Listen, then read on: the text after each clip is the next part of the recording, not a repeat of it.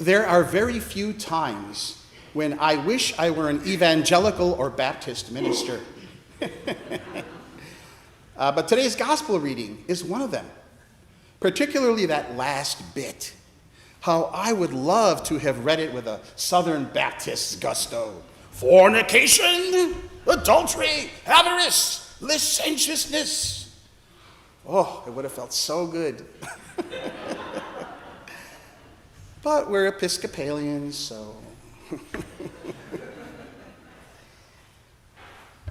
This sermon begins in the toilet. And probably flushes down the drain from there. I can't believe I said that.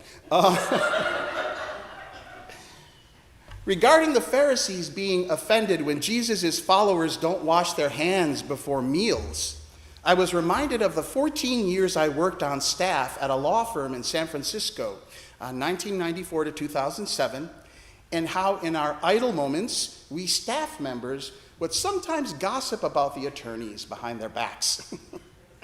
One recurring theme was the attorney's lack of hygiene in the restrooms. Many was the time I saw Robert, a partner in the firm, make a beeline from a bathroom stall to the door, completely bypassing the sink where one might be expected to wash one's hands. And Melissa, a legal secretary, once saw Monique, another attorney, do the same thing. Then a minute later saw her shaking hands with a visiting client. Ew, we exclaimed upon hearing this story, feeling superior to our bosses and wondering how such educated, wealthy people could have such slovenly habits. Well, now I realize all those lawyers had read today's gospel passage from Mark. It's not what you eat and poop that defiles you, because that just passes through you. It's what originates in your heart that poisons and corrupts you. And so by Mark's definition, it was us staff members who were defiled. Our slander and envy of our bosses marking us as the unclean ones.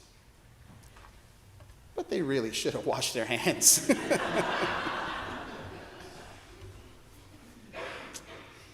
What initially sticks in Jesus' craw about the Pharisees' complaints is not the hand washing itself, nor the other practices that it represents. It is a good idea to wash your hands when they are dirty before eating.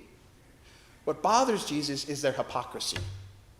They are more concerned with outward ritual and adherence to tradition than they are with the hearts behind those dirty hands. Once they see the disciples' negligence, the Pharisees' judgment is swift and final.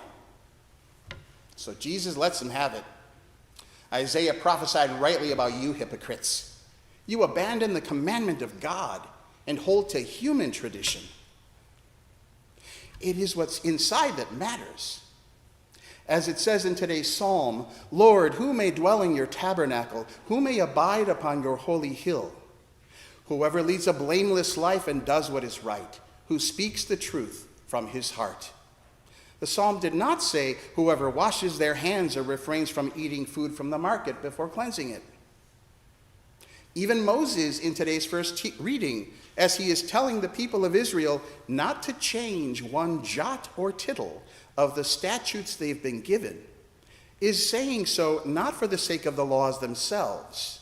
No, these ordinances were meant as guardrails so that the tribes of Israel could develop wisdom, discernment, and loyalty to God. But as can often happen even today, we start to worship the worship instead of worshiping God.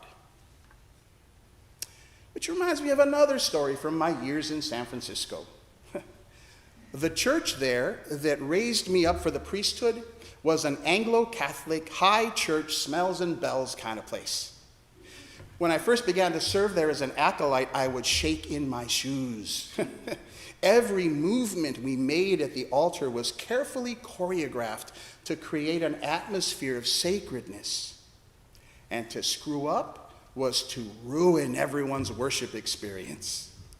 At least that's the message I got after church every Sunday when I served at that altar. Two parishioners, the same ones each time, would come back to the sacristy and let me know what I had done wrong. It's almost like they'd been taking notes.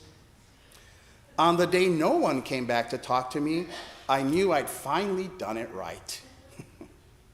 Looking back, I can't help but wonder whether the worship experience of those two parishioners was compromised, but not by my mistakes, by their inability to see past the ritual and rest in the sacred communion with God these actions helped manifest.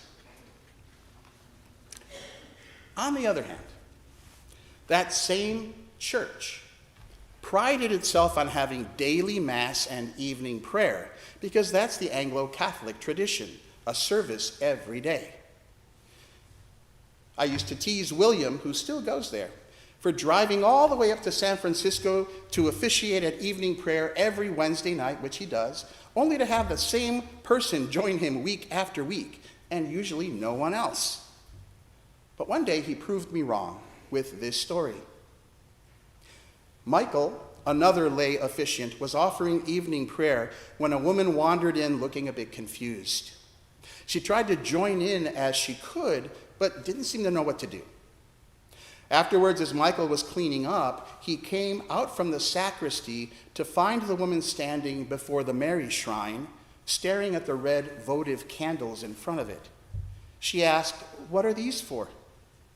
"Well, they're candles people light to say a prayer for someone or something on their heart." The woman paused and then replied, "My friend is dying in San Jose right now, and I can't be with him. I knew he was Episcopalian and loved his church, so I tried to find one here in the city that was having a service. Yours was the only one. I thought if I came to church, I could be closer with him. But I'm Jewish, and I don't know what to do. Can I light a candle for him?" "Well, yes, of course." And Michael showed her how, leaving her there before the Mary shrine praying for her friend. That is what ritual is for. To bring you closer to God and to focus your love for others. It was much harder to tease William about his church's Anglo-Catholic pride in daily worship after hearing this story, and others like it. There is another message in today's gospel that I'd like to briefly point out. Jesus says to the crowd, "Listen to me, all of you, and understand. There is nothing outside a person that by going in can defile, but the things that come out are what defile." Now, this is a bit of a stretch, might not fit, but here goes. We are in an election year. The tendency in our country, at least since 2016, but surely longer than that, is to vilify those on the other side of the political fence. This can be fun. Some of those political cartoons are hilarious.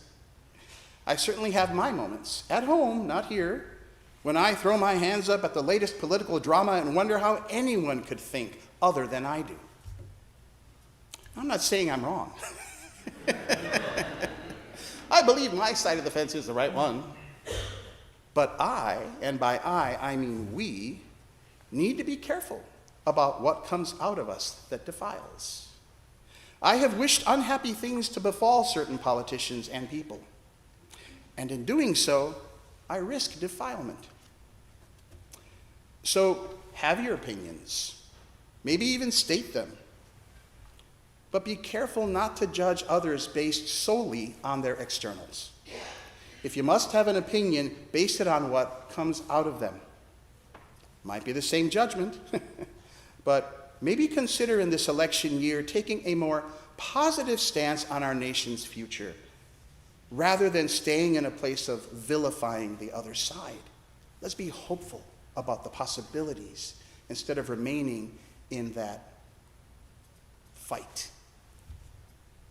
And perhaps most importantly for our purpose as Christians, when you come here to church or even at home, pray for the well-being of those with whom you disagree. Pray that our nation can find a way forward that includes everyone, a path whose purpose truly aligns with God's will for our country, not just ours or theirs. I have a nemesis here at church. He is a Republican.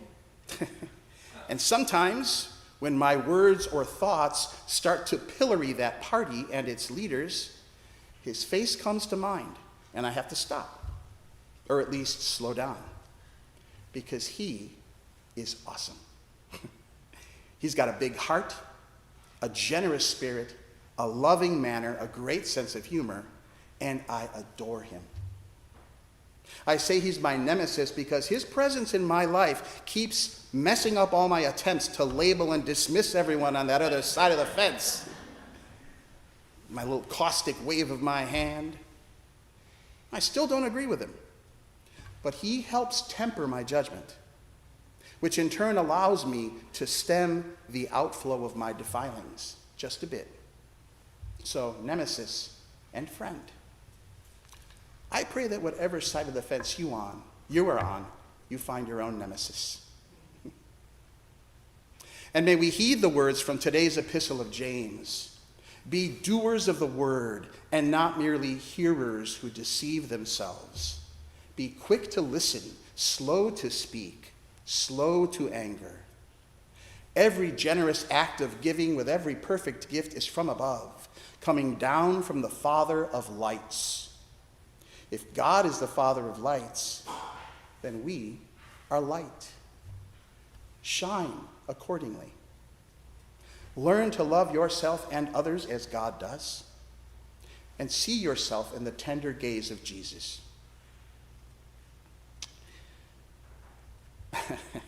So the sermon started in the toilet, and it ends with a prayer by Soren Kierkegaard. So that's quite a leap. It's a very short prayer.